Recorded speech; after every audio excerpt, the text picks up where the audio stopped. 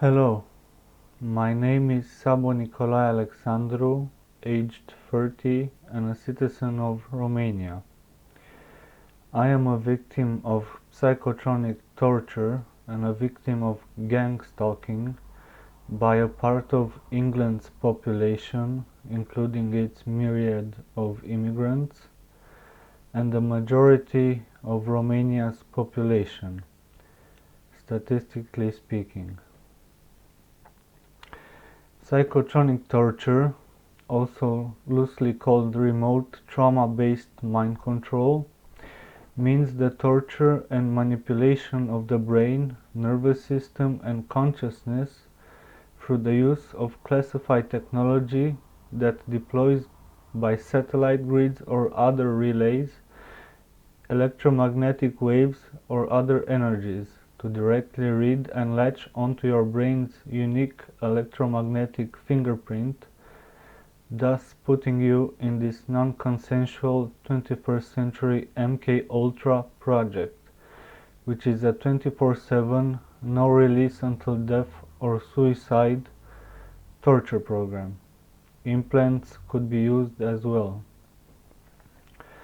Considering the infrastructure and sophistication of this technology, it was most probably developed by the US Department of Defense, intelligence sectors, and their fringe organizations, and also operated by them together with lackey counterparts in other countries, apart from maybe the two opposing superpowers, China and Russia, who might operate on their own if they do.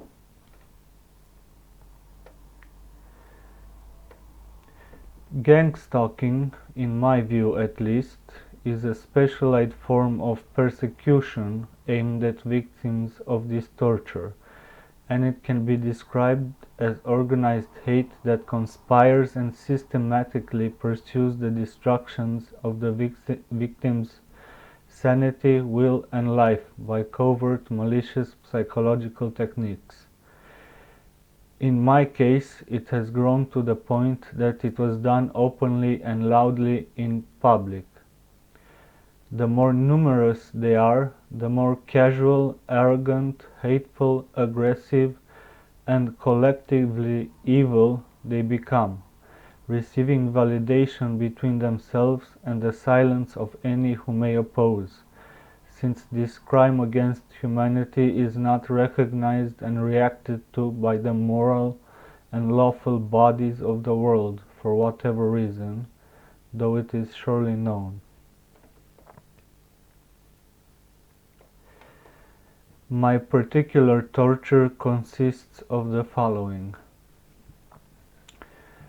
the dissolution of memory and impairing of higher brain functions. It is a slow process that wipes your short-term memory and lessens the information stored and/or recalled in your long-term memory, creating a continuous amnesic effect.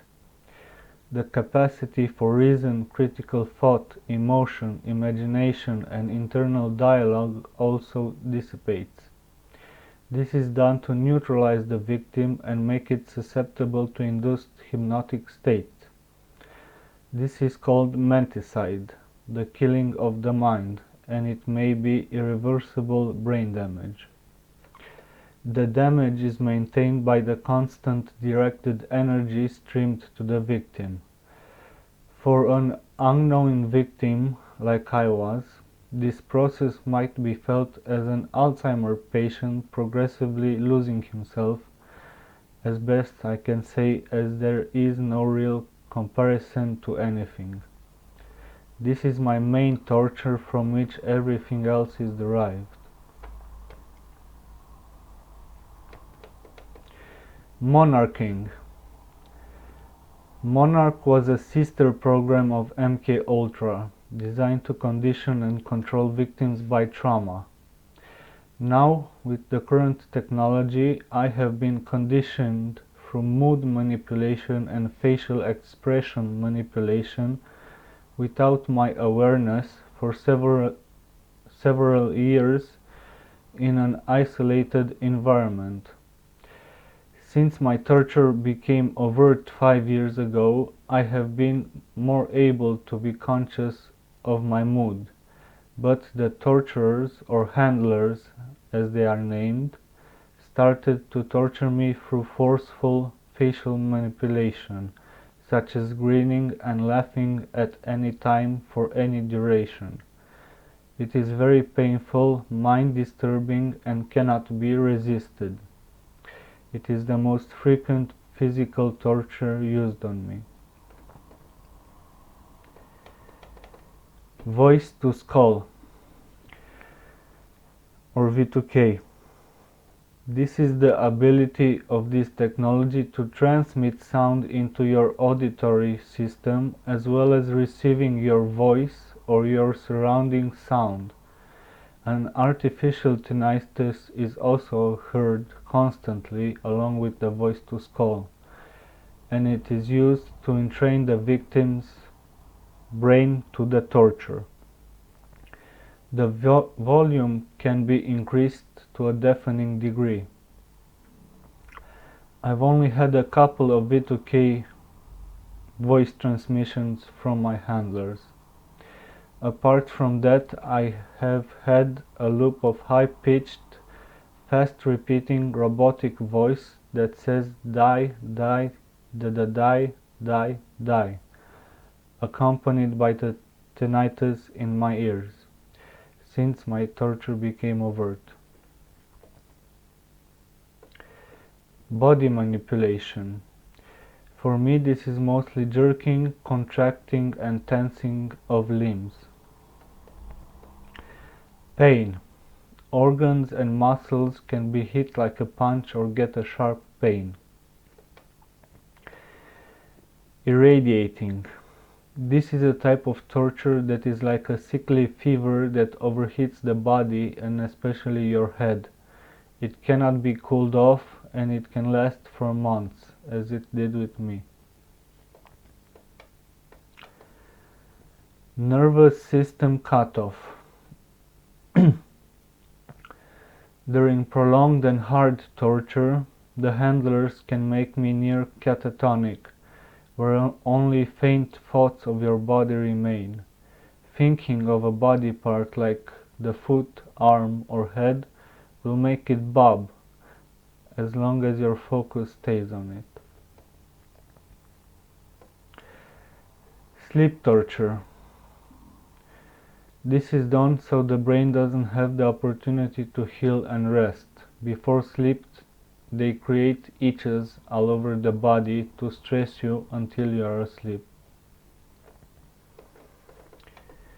Other than this, the handlers pinch and vibrate my muscles often during the day, together with the facial manipulation to make me keep attention on them and to overtake me.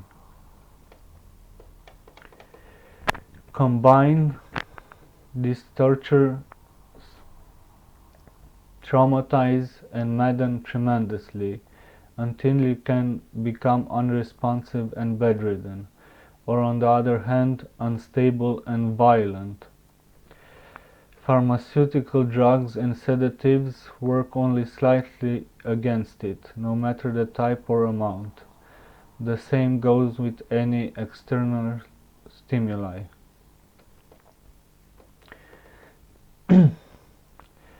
As for the gang stalking, I will try to describe how the people of my country and of others sided with this torture program and used it in order to entitle themselves to act as my judge, jury, and executioners. The end scope of my dehumanization by them was to instigate torture on me and literally try to murder me by proxy, as they are still actively trying to do so. My story of this might seem bizarre, but this is the design of these programs.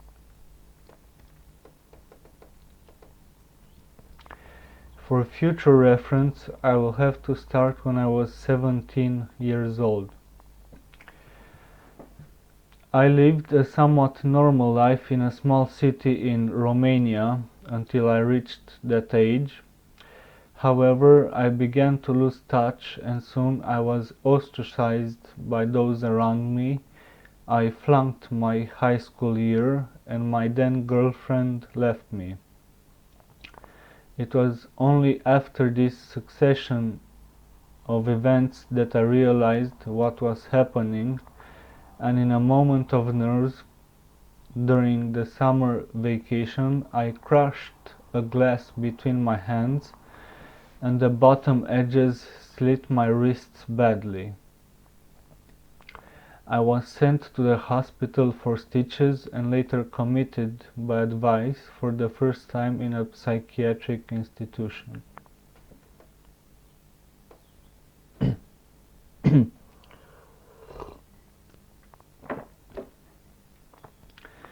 With the new school year on the way, I was just released from the ward, and it looked like I attempted suicide.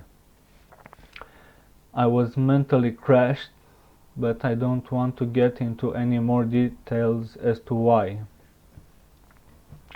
I couldn't bear to go to school, but I was pressured, and finally what I did was get an MP3 player with some random music on it, put a cap over my head, and walked to school with my head down. I didn't interact or say a word to anyone, not even school staff. Each time I left my house since then, which was only to school, I repeated this behavior, which was passable as few to none said anything to me. I went less and less to school and was sometimes put with a mentally disabled student in the back of classrooms, and the school staff didn't kick me out. During this at home, I have been on an online gaming site since before all this, which was also frequented by students at my school. I remained there even in my state. I played and also chatted, half aware that I could be watched by others. I was self-deprecating and unconscious of what I was doing to myself. That's the way I lived for the duration of 2 school years and another before college. The only occasion when I went out is when my estranged father picked me up in the summers to the village where he was staying. I tried to act more normally there, but it caused more harm than good. By the time I was supposed to go to college, my health had deteriorated drastically. I developed tooth decay from lack of hygiene and chain smoking, dark bags under my eyes, acne and scars from a compulsion I got to pick my face, weight loss, and a poor mental condition from the way I lived, clinical depression and isolation.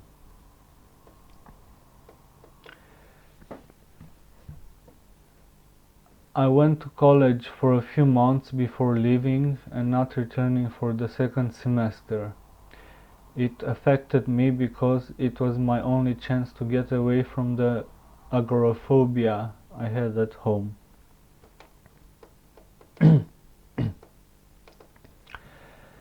After I got back, I started to have severe psychosis, manias, nightmares, hypersexualization, and my depression worsened.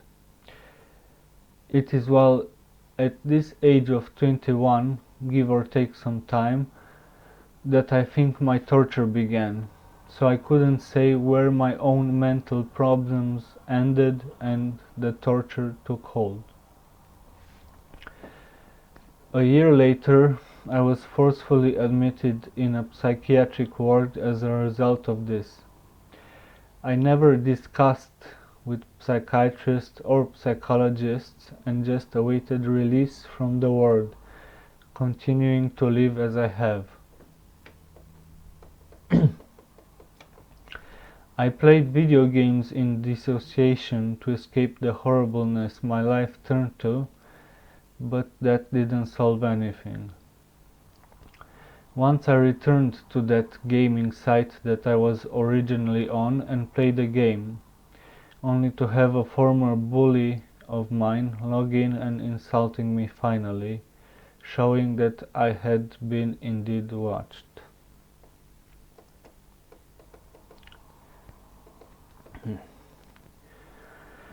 Two more years of this passed and my mother, a physics teacher, had to quit her job because salaries got cut and we had debt.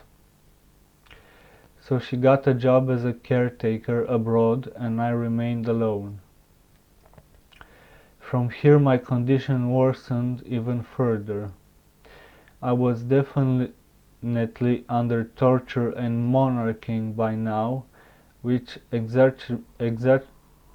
exacerbated everything tenfold.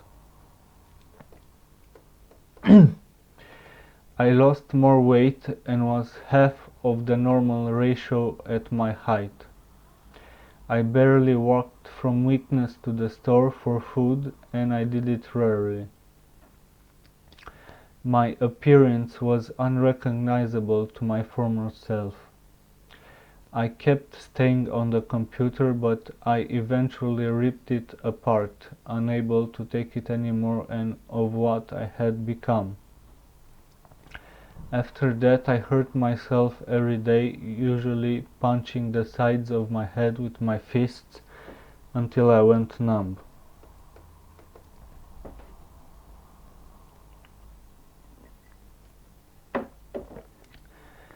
Between that period, I had unusual things happen, like getting tricked to go off at a wrong station in a train by a person who asked strange questions like if I still had stars on my shoulder, like a general, or going to old family friends in the summer who mistreated and joked about me in a cruel way, and getting remarks from random people, etc. I didn't piece anything and just went on. When I was 23 turning 24, I went to my uncle's to stay, and this is the first time where I experienced some awareness of my monarching. While walking their dog, it barked at a person who said scared he will beat me if I don't leash it. I put on the leash and after he left, a big grin was made on my face. I didn't think to grin or have any feeling. Nonetheless, the grin stayed for half a minute. It was eerie to me, but I discounted it as I could have no idea.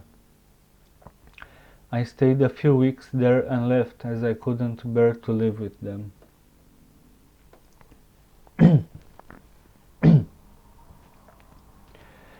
Back to when staying at home, I started seeing things that appeared odd to me on the TV. There was a commercial with a woman leaving her partner and he was begging, "Please don't go, little badger," as she walked out the door. Now, the Romanian word for little badger is what I used to privately pet call my then girlfriend as a teenager. It is completely uncommon for people in my country to use that word affectionately. It was something I came up with for she was short. Secondly, I saw a small comedy TV show named Censored in Romanian, which was my nickname on that initial gaming site I was on. It had no meaning to the content of the show. There was also a popular hateful song on TV with the singer beginning the song with saying "Get the hell out of the house" close to the camera. This might have been some schizo effect from my failing mind or an induced effect of the psychotronic technology, but as I now realize that most of my country knew by then that I am under this torture and many will engage in it with all the tactics, it is possible to say that those TV segments might have been inspired by this. I try not to think about it now. I reached 25 years of age and was still living in isolation in my room, spending my days just laying or hurting myself. One day I cracked out of it and finally said that I'll get out of there, so I moved to my father.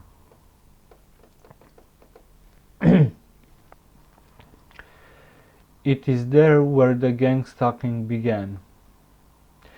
There was a house near the alley of my father's house, and a girl living there began yelling "Servus," which is a form of hello goodbye in Romanian, every time she saw me from her house. She said "Servus." She said it as often as she could for as long as I stayed there. Soon other people were doing it too. Eventually I moved to the nearby big city of Mureș to get away from my harsh father.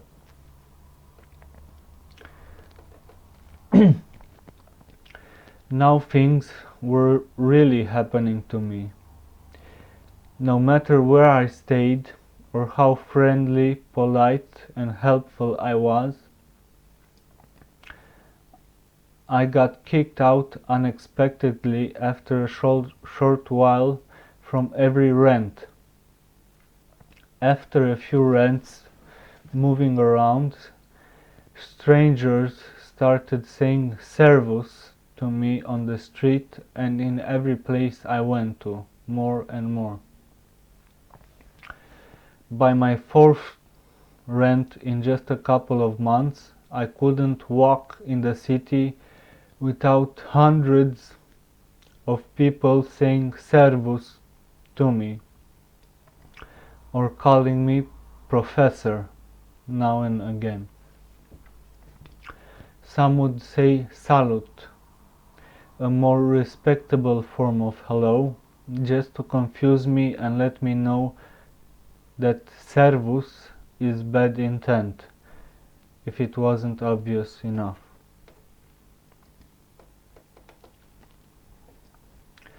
Without knowing what's going on, I searched on Google the only thing I could think of, from what I have seen odd before on TV, my former girlfriend.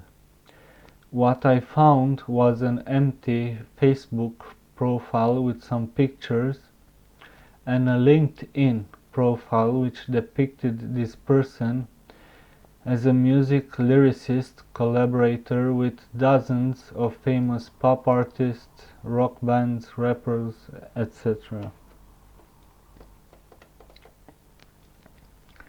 Now my computer was hacked by the handlers and even ordinary hackers, and this was planted there, maybe because of my previous searches on Google, or that they called me Professor, which was a lyric from that music video on TV I mentioned, or whatever. It was meant to delude me, which it sadly did, for I was already under years of progressive menticide and under trance. So I didn't have my faculties in place and critical thought to dismiss it. I shortly thereafter began falsely correlating what the Romanian people were doing to me to the local and English songs on the television, as though some were done by her or others, in both cases in relation to me, and this was the supposed source of my persecution. It has no sense, but this is how it affected me. The meaning of the songs were mostly negative, as I've had negative experiences with that person.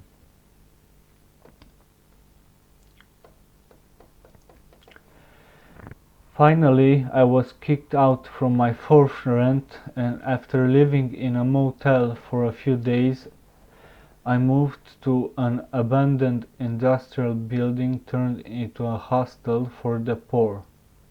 While staying there, I found that my uncle worked in England and decided to go there. I also found at this time that my mother had gotten cancer. I made a visa, boarded a plane, and went to Sittingbourne in the county of Kent, where I began working. Here is where the gang stalking escalated.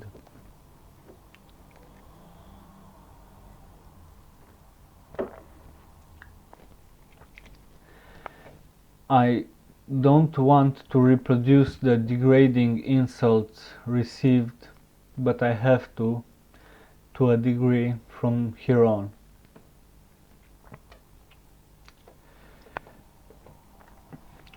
At work, a produce company in Raynham, a town nearby,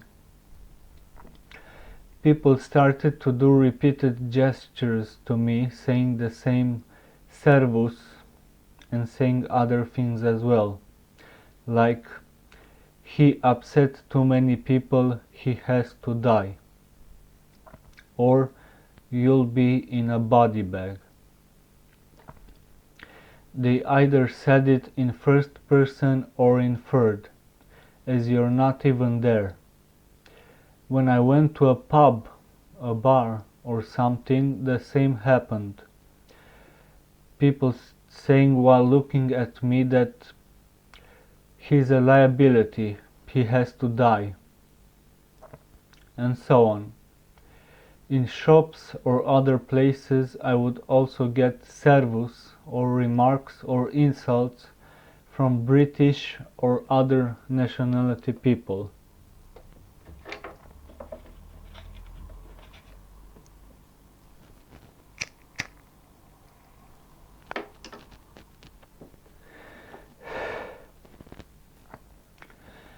Then my landlord, a British lady, started insulting me in the third person. An example, talking to me, chuckling, turning her head and saying things like, he's such a faggot. She became more aggressive towards me, locking me out of the house at night while I was having a drink in the backyard, forcing me to sleep in the cold on the street, and things like that, until kicking me out in the street in a humiliating way, laughing through it.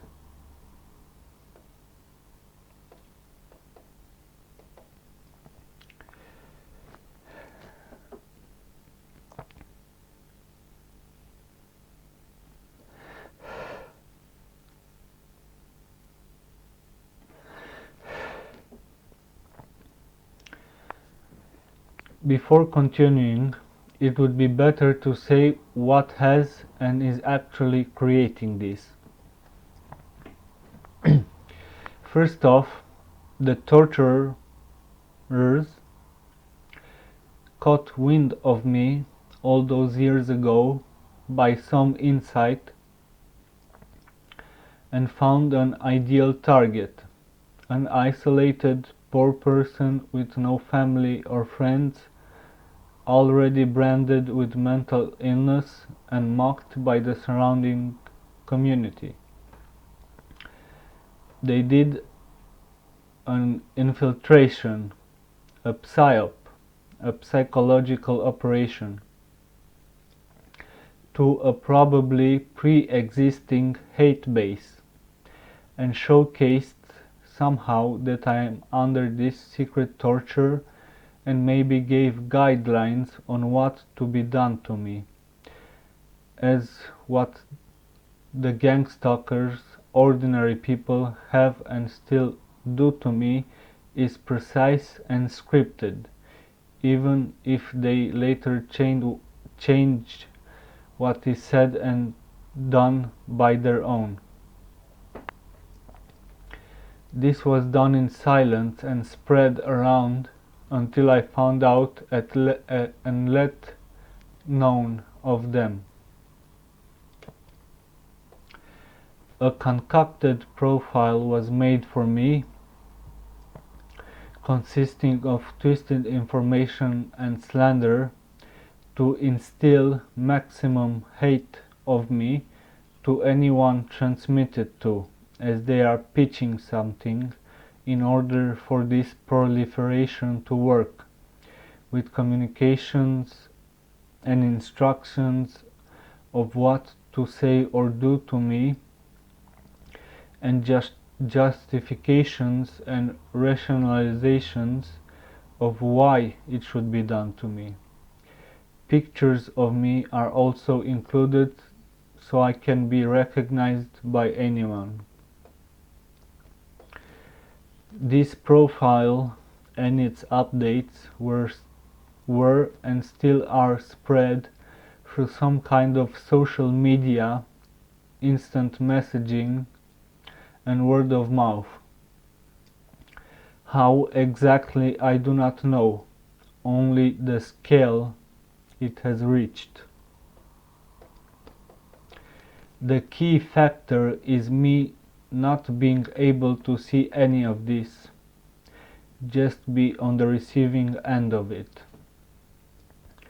That's how this ritual abuse is maintained on me and facilitates my total exclusion from society as a free person.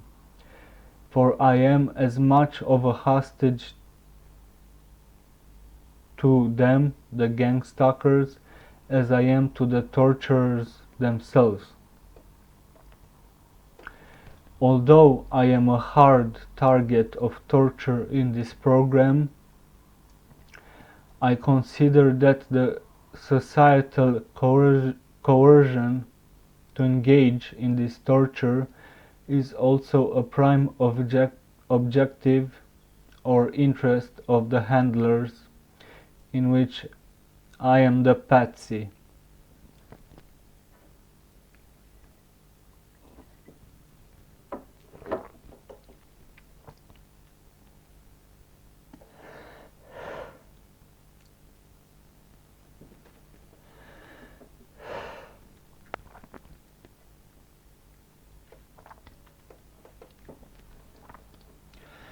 While I was at that landlord, my torture became overt.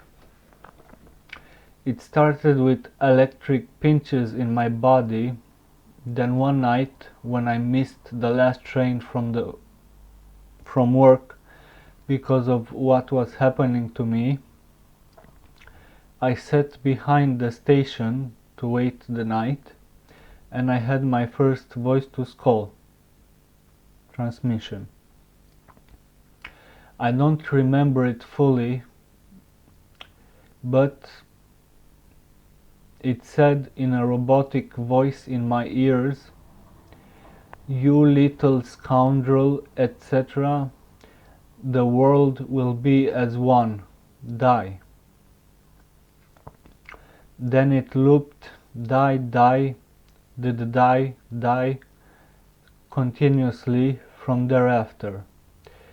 It added shock to what I was already experiencing, and it drove me paranoid about what this was. as I had no clue about this technology. I still thought it had something to do with the music industry, as I could not comprehend that this is plain torture and I was under it. I even began talking to myself out loud in confusion.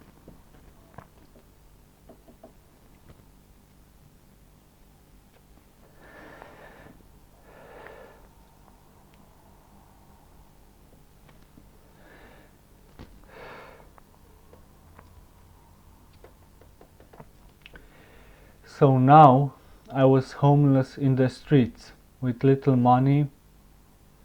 I also lost my phone, losing the only contact I had, my mother. I slept in train station overpasses at first, but with commuters gang-stalking me, I moved on the benches around town. 2 weeks after, while laying on a bench, a lady came up to me and asked me how I am, and then invited me to have some food with her. She got me and her kids to a cafe and ordered something. After that, she later came and put me in her car and we drove to her house. In the car, she said to me, "They have a system."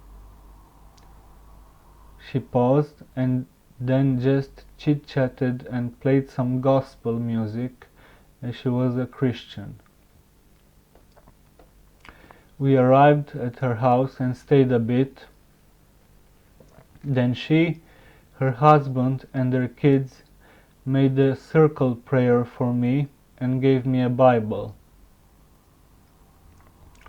The husband took me when we finished and drove me to a hotel where he paid for one night and a pack of cigarettes and left me be.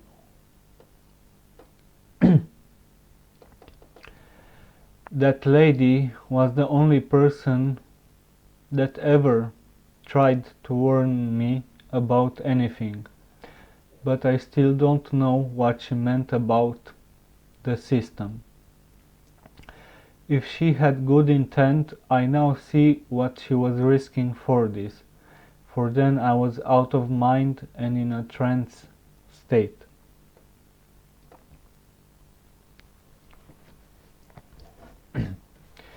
From the hotel, I was in another city, Rochester, and I slept in the back of houses, in hospital waiting rooms, where I read the Bible, the only thing I had,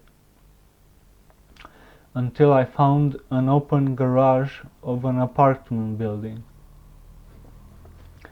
The police checked me and gave me a sleeping bag.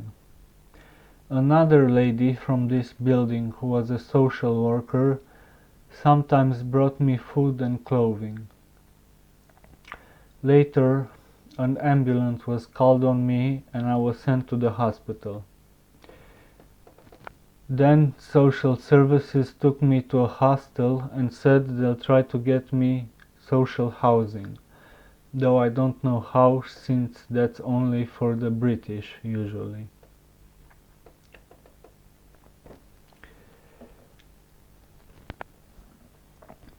At this hostel lived an old man with mental problems, a Muslim man, and 2 boys. They all proceeded to gang-stalk me and try to delude me as much as they could. A thing to note was that the old man, who was alone and without a computer, he was probably approached on the street or by others in the hostel to do this. Here, for some reason, my torture escalated greatly. The handlers turned the voice-to-skull to extreme volume, resembling CIA sound torture. It was constant and deafening. I would hide in the bathroom with the lights closed and put my hands over my ears, or squirm on the floor in my room. They also increased the power of the signal on me, so I couldn't think almost at all, and the hysteria torture by facial manipulation. Something interesting is that during this I had a radio on the side of my room, and whenever I approached it, the channels, which were crystal, turned to static. I did tests moving forward and backwards from the radio, and it switched from static to clear every time.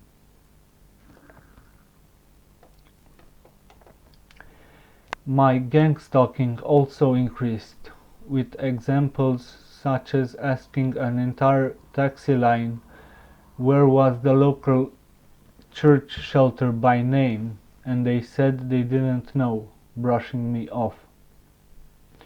It was a few hundred meters away near the biggest church and landmark in town.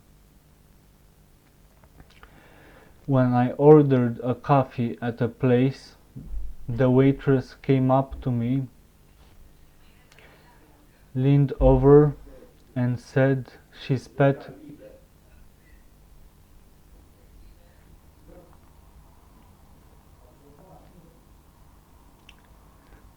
I'm sorry. The waitress came up to me, leaned over, and said she spat in my drink, and plenty of other gang stalking incidents.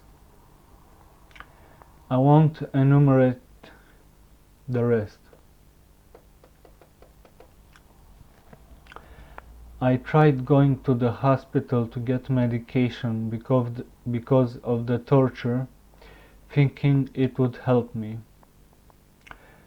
While going to one, the handlers opened the voice to call and said in a British accent, "Vermin," then left. I didn't manage to get a prescription. Every day I would wake up, go to the shelter to eat, where people there ransacked my bag and ripped my Bible in half. Then I would walk robotically through town or go to church when it was empty because I didn't know what else to do.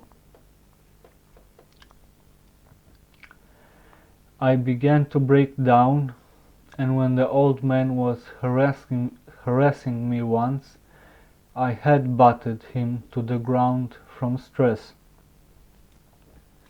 but quickly apologized and went up the stairs. However, they continued and kept threatening my social worker in front of me, so one day I snapped, and instead of being violent on them, I wrecked the furniture and doors in the house in a crazed manner. The owners of the hostel came and called the police. The others in the hostel tried to talk down the police and let me stay so they could take it further with me, but I was taken to the station while me laughing by force from the handlers.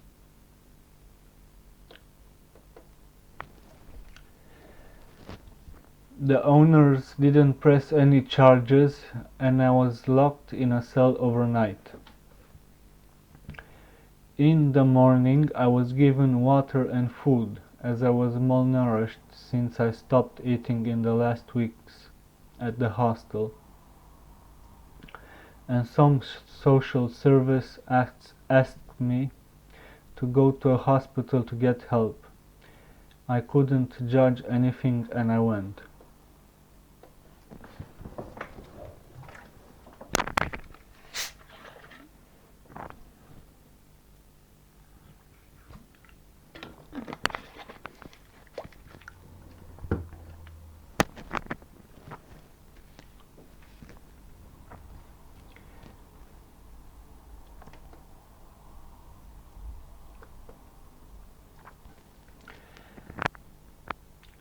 Two police officers drove me. In the car, one said to me,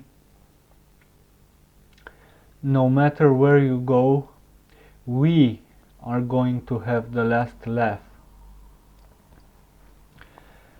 We arrived at a locked-down psychiatric ward that was on a hill on the outskirts of what looked like the periphery of London. I lost my medical papers and I can't remember what was it called. I think it was Dartford. Inside, I was taken to the resident psychiatrist, a young woman. While talking to her, she suddenly shouted hatefully to me, "There's nothing you can teach me," recalling me being mocked as professor. And then she resumed like nothing happened. The next time I was supposed to go see her, I had to body slam a male nurse so I wouldn't be dragged to her again. They didn't try it again. Some patients gang-stalked me and some didn't. A few of them went outside my window from another wing of the hospital and sang in rap this at me to delude me. The handler stopped the loud voice-to call, but they made my head feel like it was physically humming somehow while I was there. I can't explain it otherwise than it was like I had something vibrating inside my skull.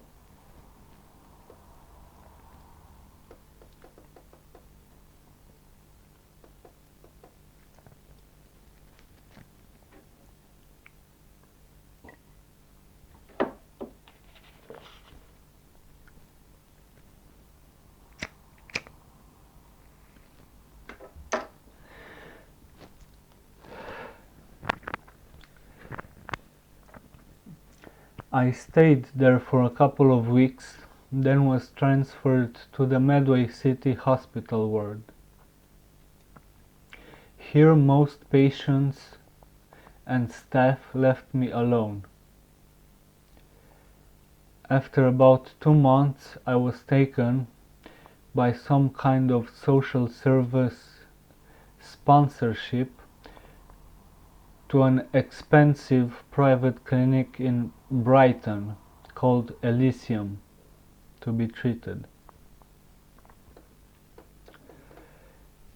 Here the staff made contact with my mother's former school where she was vice principal, as a few shift doctors were Romanian, and put me in touch again with her.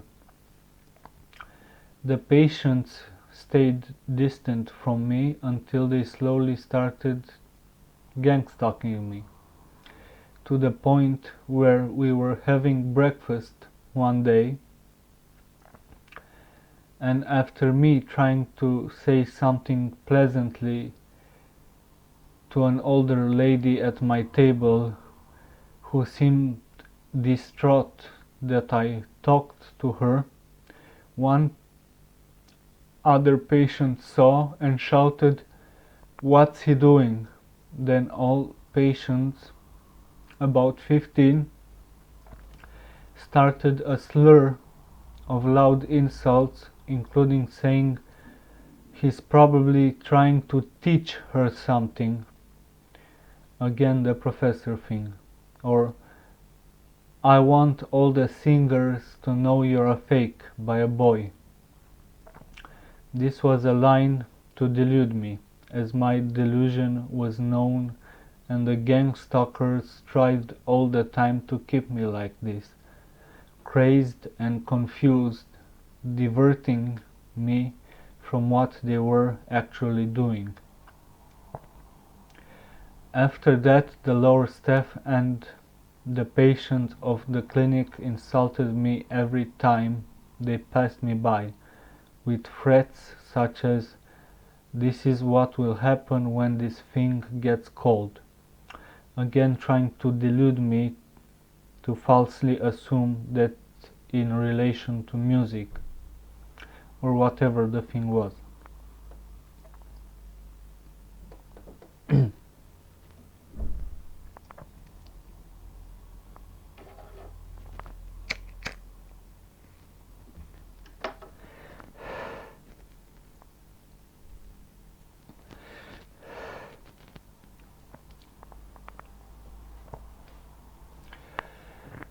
I stayed there for about 3 months. Then I got transferred back to the Medway hospital. They were about to release me after half a year in the hospital. And since I wasn't eligible for social housing, I had a few days time to find a rent before I got kicked out on the streets again. Luckily, I found a place in the city of Gillingham to a British Indian lady landlord.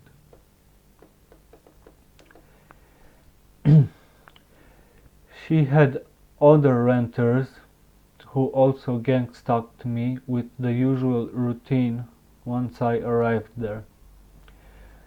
I started working at a temporary agency, doing jobs all over the county of Kent, and I was gang-stalked constantly at each one by British, Romanian and other nationalities, as well as in the street or any public place. They became more aggressive and began saying "drop" or "drop him," as in drop dead. Some even said straight "kill," as to be heard by the handlers. I could stop at a random gas station in Kent and someone would say "kill" just after glancing at me.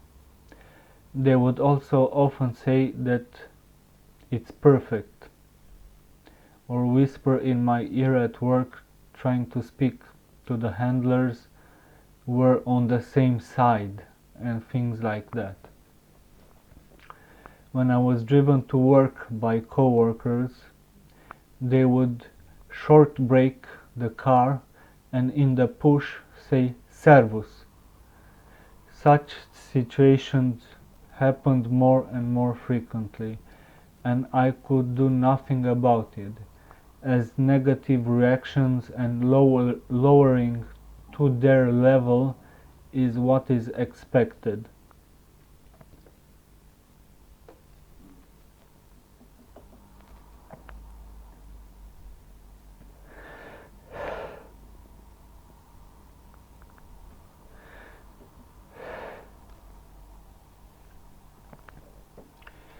At work, the handlers would torture me with pain, hysteria, facial manipulation, electric-like pinches to my head that threw me off balance, etc. I applied for a driving license but got rejected because I was recently institutionalized, so I bought a computer with the money I had to try and distract myself. Here something of note happened. On a brand new computer, I installed a shooting game called Counter-Strike. This game randomly selected players from all over Europe and put them in teams, with voice chat activated. In a large part of those games that I played over a course of days, these random people knew my private ID and gang-stalked me with the same servus and insults. This is further proof that I was hacked and they were communicating this and queuing in the game while I played until I stopped.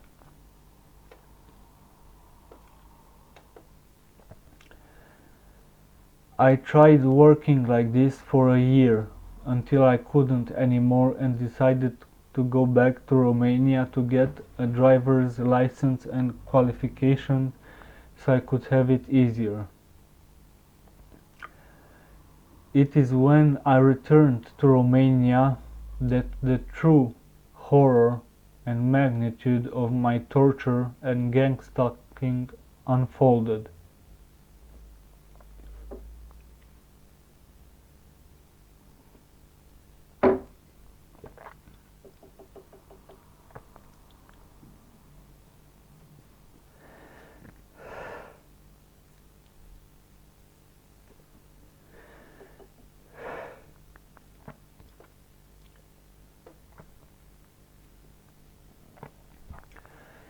I arrived in the city of Cluj, one of the largest cities in my country, since I had to have my teeth fixed and a dentist was recommended to me there, and it was a good place to find work and courses.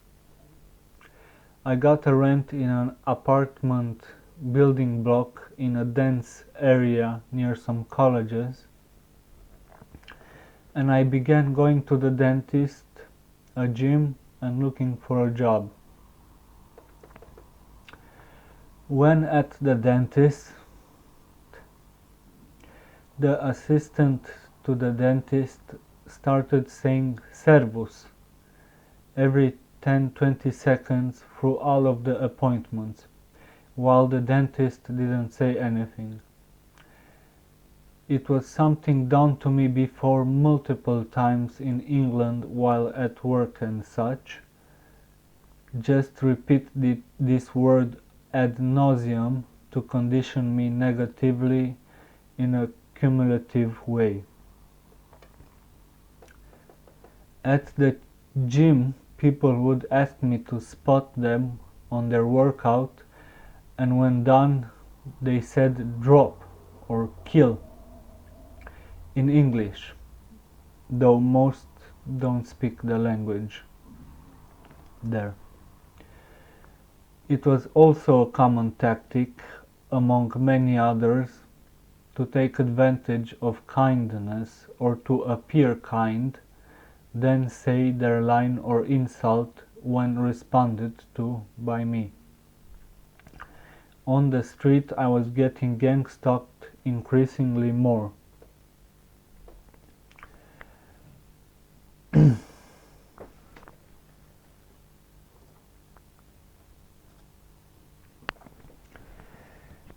My mother came for a short visit, then left at my request, for I was very unwell by now, and I was suspicious of her, for I didn't see how she could not been aware of this.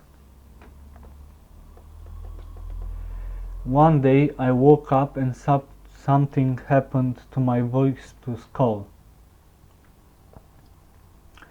It sounded like a radio channel turned on in my ears, and I heard, in what sounded like a large room with many telephones ringing around, a woman's voice that just said servus, and then it closed. Then, a day or two after, the Romanians initiated their full-out campaign against me. They started shouting from the above condo, from the windows outside or opposed to my building, walking into groups near the building.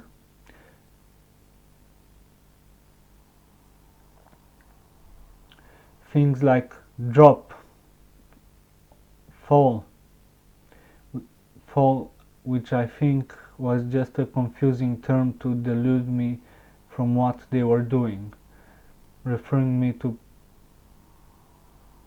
as professor or general or perfect sucker in mock, and slews of hateful insults which I won't try to reproduce for the most part. They did this at day and at night in open public, with the entire neighborhood hearing it.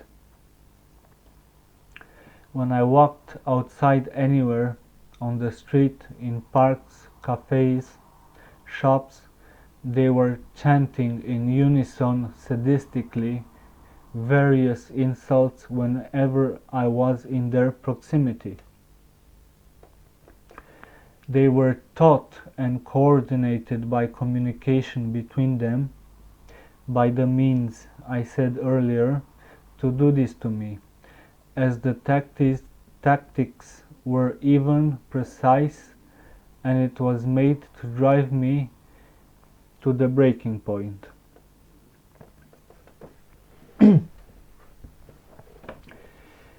In this atmosphere, the torturers opened voice to skull on me, which is a distinct voice, while in my condo, screaming in my ears in Romanian, "Look, he's dangerous," and "He doesn't know I'll be coming there," or "Can't you see that you're dead, sucker?" It was the voice of an excited, psychotic man. This happened only once, but then they used various tortures on me, like inducing dread in me, stopped my breathing for minutes until I almost asphyxiated, and provoked pain in my body. All the while the Romanians were outside doing what they did. It is clear by now that they knew fully about voice-to-skull, gang-stalking tactics, and this torture program in most of its aspects, including the fact that it's not disclosed, which allowed them free range to do anything to me. Sometime during this, I searched and found an archive on this technology for the first occasion. I read it but could barely understand, as the state I was in was as it was, so I didn't search more.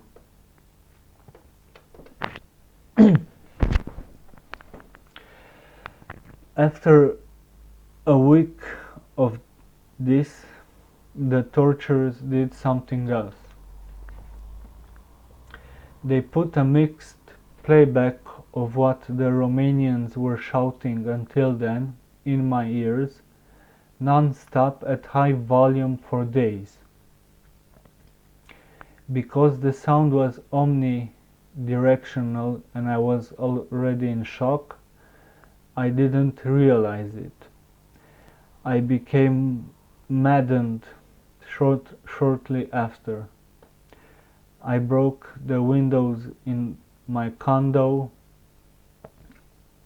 a large window in the building hallway, its entrance doors, and I wandered on the street, tearing car, rear view mirrors, plates, and other objects.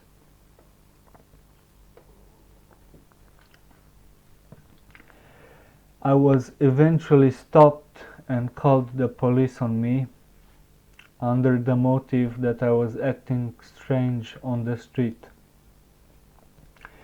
About 6 policemen questioned me, but I was unresponsive. They got an ambulance and drove me to a hospital. Only in this ambulance did I notice the playback in my ears, since no crowd was around anymore. At the hospital they offered me a choice, either to leave or be sent to psychiatry.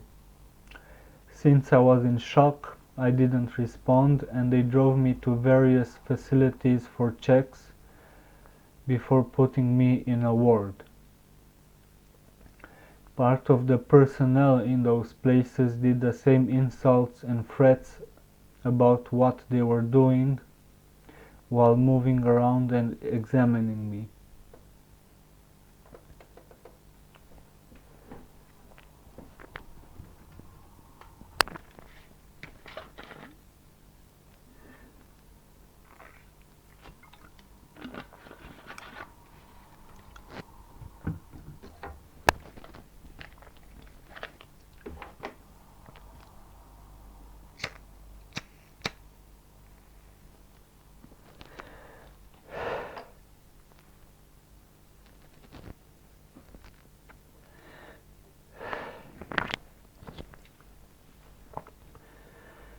I was locked in a closed ward at the main hospital in Cluj. It was a bad place filled with violent people.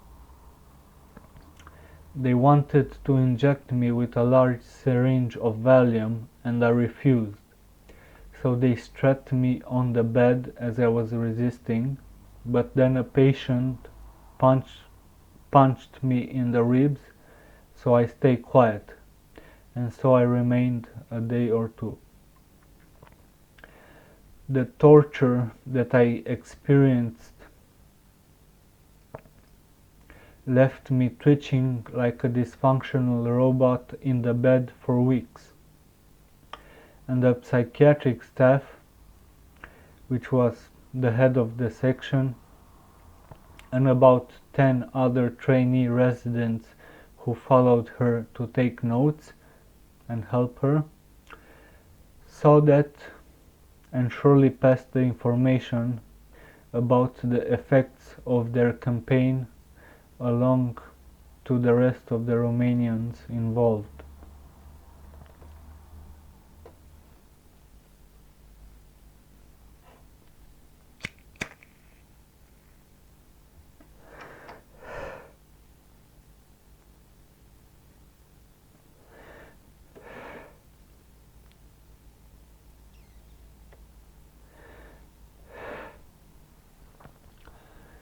Once when they came, a trainee in front of everyone else put on her mobile phone a rock song that had the chorus singing "kill you," etc. to delude me into music and to affect me. Even 2 psychologists came, and as they were talking to me, one turned her head and said that I'm an imbecile animal. I stayed there for a month or more, then something happened. A few patients were doing arm wrestling and asked me to join. Because I couldn't think better, I did, and a guy overpowered me and broke my arm in 2. I don't know if he twisted it or if my handlers kept it contracted, as they have before, so it was possible. They put my arm in a cast and I remained there for a couple of more weeks until I was discharged with the diagnosis of schizophrenia.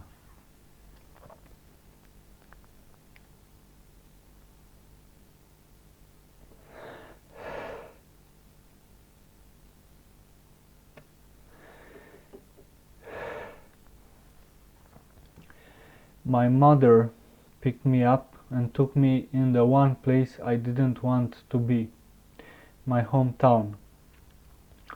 Here I was written up for disability pension, and as we went to sign it, my mother started her gang stalking, saying the same ominous servus to me in inappropriate moments.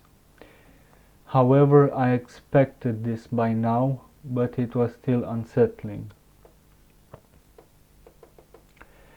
Her being part of this is very important, for if she would have warned me of what the Romanians planned for all this time and the psychological scheme they put me in, it could have avoided me a great deal of torment.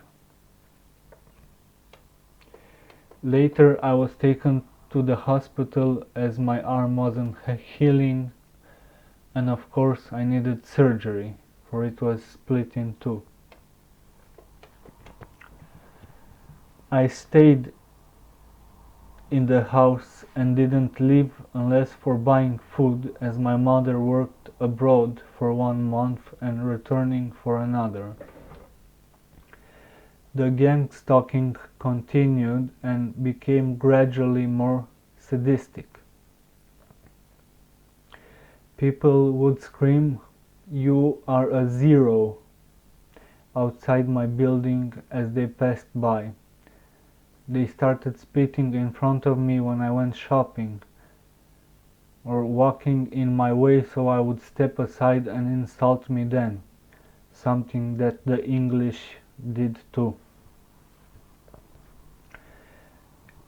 In this time the handlers escalated my torture with the irradiation I mentioned, that lasted for months, and loud tinnitus and voice-to-skull loops of the robotic voice that says die.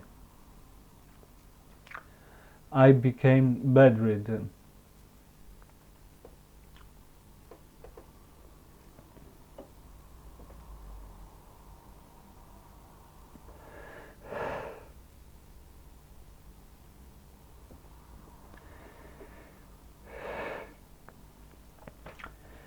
As half a year passed, the Romanians started saying something else repeatedly, which is break, or servus break, relating to the torture and their part in it, and the threat, "You will die, you will see," said in Romanian. Once I was going to the hospital, and a British woman who was visiting the area came up to me and screamed hatefully in English, "Break, your life is a mistake." Things like this happened frequently. They had good reason to make these threats to succumb to them and that I will die, because they knew what I've been through, what happened when they did their first coordinated campaign, and the effects it created by them and the torture.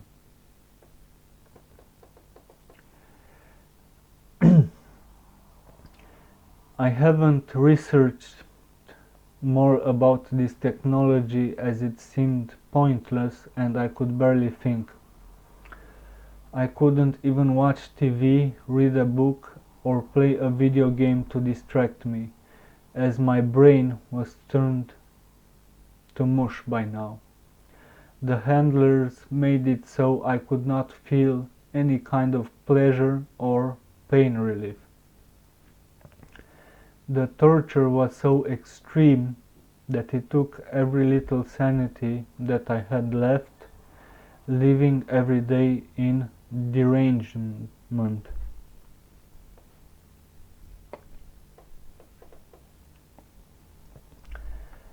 Towards the end of spring, almost a year later of this torture, I searched again about this technology out of a moment of thought and came across material that described it. I read and watched a while and fell asleep. When I woke up, the pressuring signal on me was for the first and only time lessened greatly. My head felt light, I could think to a degree, I had disposition, I enjoyed the food I ate, and my facial manipulation wasn't working, only pinches on the face. Then people outside my building started to shout and scream as they did in Cluj. I made some coffee and went in the bathroom, anxious as I didn't know what was going on now.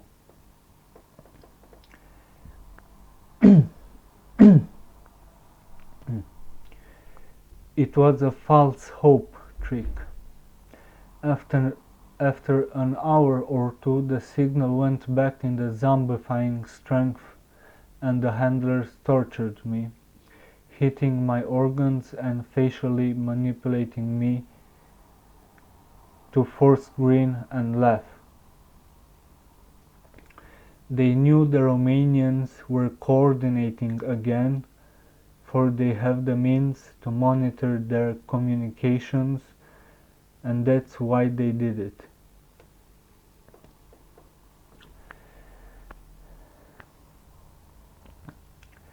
This time they did much of the same as they did in Cluj, only now the final theme was calling me a zero, and among the flurry of sadistic insults it was always mentioned that it is because you are a zero, or can't you see you are a zero.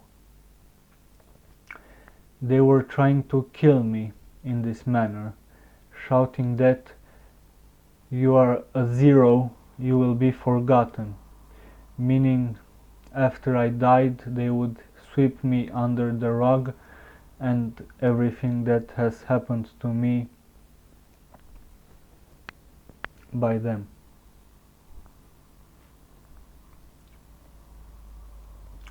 They continued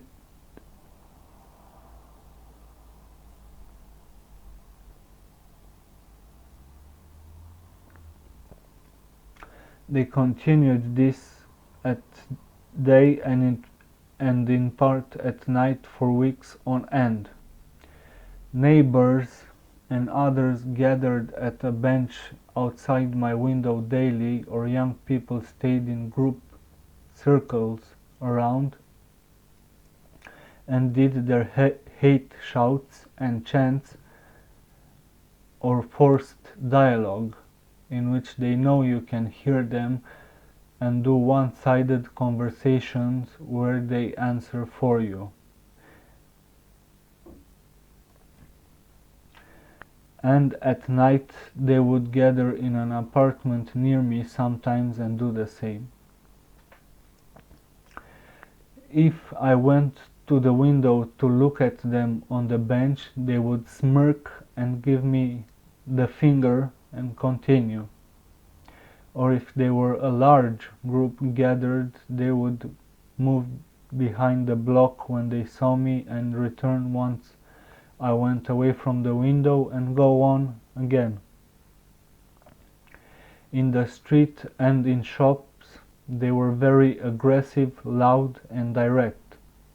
For example, in my local supermarket, when I asked for a pack of cigarettes, the cashier shouted to another, "Bring me this for the zero," with people around who also participated when I shopped every time.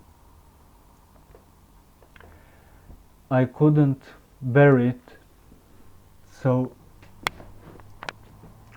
I fled each other day to the hills and woods, made a fire and slept in the cold. Eventually, my mother came back and she pretended that she didn't hear it outside the window, as loud as it was. Also, she used the same Servus drop 0 on me with added sayings like, "Your mother killed you."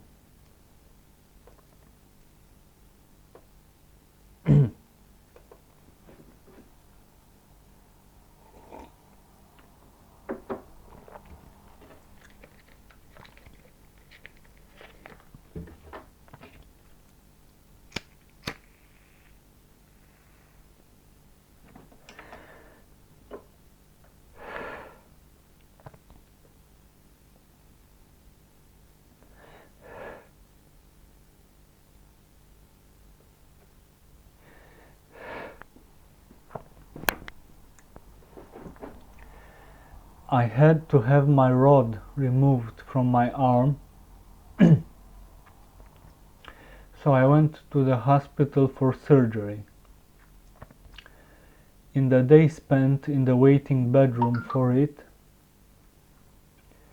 the nursing staff shouted, "You are a 0," and combinations of this all throughout, sometimes entering the room to check on me and adding an insult to my face as they leaned over, then going back and continuing with the repeated 0 shouting.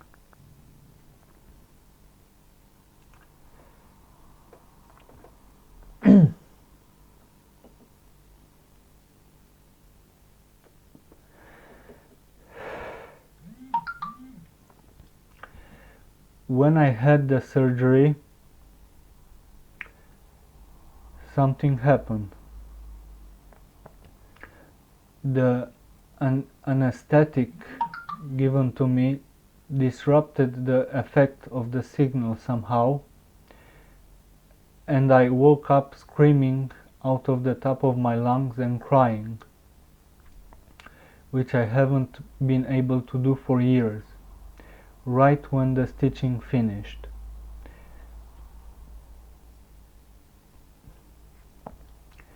I turned and there was the anesthesiologist,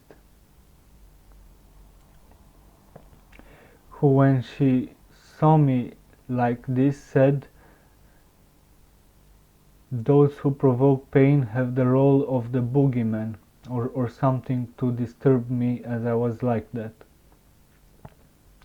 I ran out of the operation room until a male nurse took me by hands, also whispering things like, "I feel you," in a dark tone. This is the extent to which they are capable of and gone to.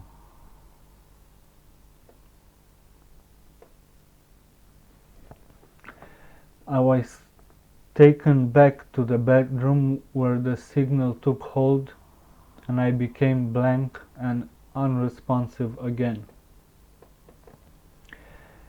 When I came home, my mother was to go abroad again, and I feared it might be the end for me.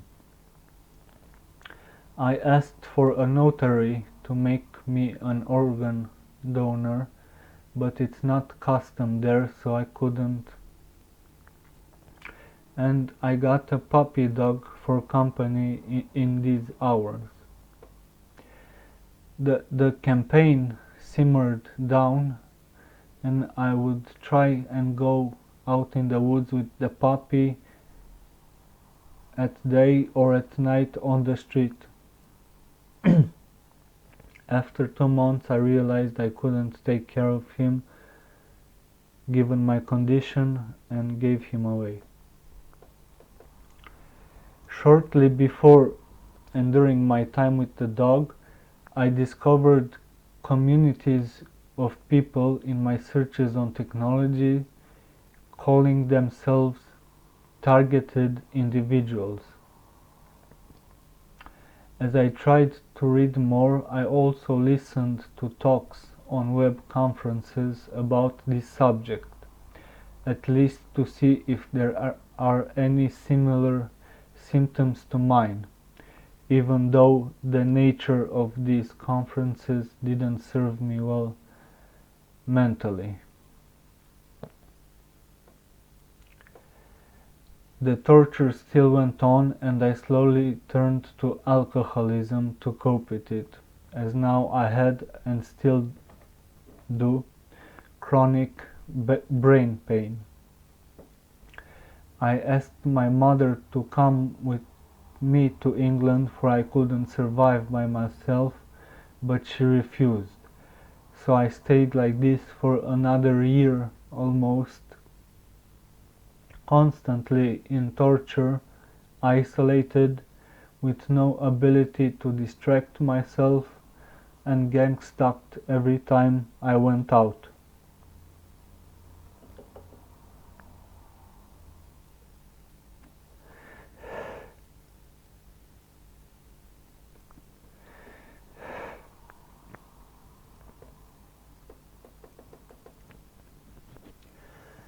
One day I snapped from the pain and slapped my mother to the head until she fell down. She called the police and an ambulance and took me to a psychiatric complex in another town, where I was heavily drugged with dozens of pills a day and kept there for a number of weeks.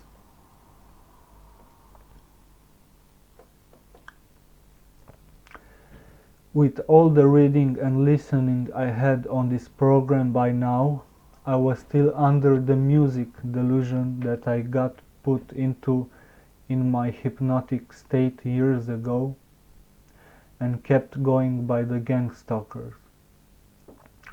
But then I grew some cannabis for pain relief and had a month cure of it. It relaxed me and cut me off just enough from the trance that I searched again the person who was at the center of the delusion, and the LinkedIn profile was gone, and the Facebook pages of this person showed that she was married to a fashion designer and lived well off. Finally, I realized that this is just a torture program and pure hate and persecution from people.